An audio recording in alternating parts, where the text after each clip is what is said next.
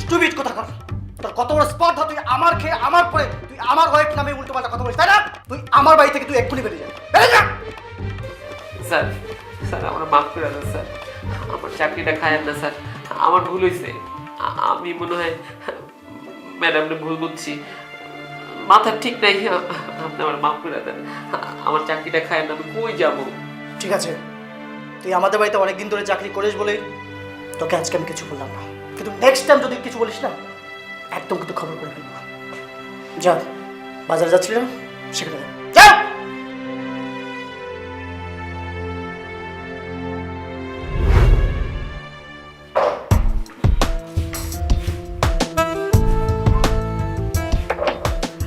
আরে তুমি এত তাড়াতাড়ি অফিস থেকে চলে আসছো, ভালোই করেছো।